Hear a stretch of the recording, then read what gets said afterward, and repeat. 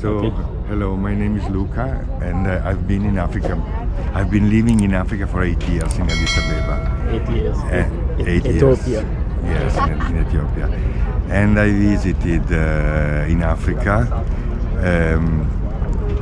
Egypt, Tunisia, and Morocco. But you know, for you, it's not Africa. Anyway, I've been there a few times. Then Kenya, Zanzibar, Mauritius. No, not Mauritius, the other one. Seychelles. Seychelles, yes. Seychelles, Madagascar, Mozambique, South Africa, Senegal, Eritrea. Wow, you've been And to that's it. a lot of countries in Africa. Yes. So what was your experience in Ethiopia? How was Ethiopia? Ethiopia is great. I mean, was great at that time, but after that it went worse. I know that now they have a lot of problems in Ethiopia. So, and Zanzibar. Zanzibar is a touristic place Yes. in Africa, a very beautiful island. Yes. And a lot of tourists are going to Zanzibar. Do you think it's worth visiting Zanzibar? Yes, of course, it's worth visiting. It's also because it's an island, but there is an old city. Stone Town is the old city with a lot of historical heritage, and that was very interesting. So, a lot of people feel like Africa is just somewhere that is in the middle of a forest where people do not have food, people are hungry. What do you think about that perspective? No, I mean, that is a stereotype that I think for most of the people is gone. Well, it depends, because actually, if you are not interested, in Italy they don't talk that much about Africa. Yeah.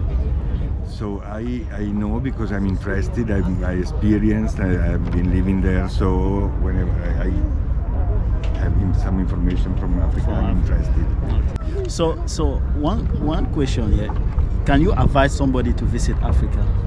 You have been in Africa for 8 years. It's a long period of time. So can you advise somebody to visit Africa from Italy or from Europe? I always tell all my friends, if you want to visit a very nice place and have a nice adventure, go to Ethiopia. Okay. Because Ethiopia is really a beautiful country. That's interesting. So what is one thing that you feel like Africans should change in Africa to make Africa a better place? You have been to a lot of countries. You don't have to make money as your god. Because I know that it's happening in Africa. Well, I realized in these last days, for the first time, that all the matters about exclaves, it was the European they were buying. Yeah, they were buying slaves.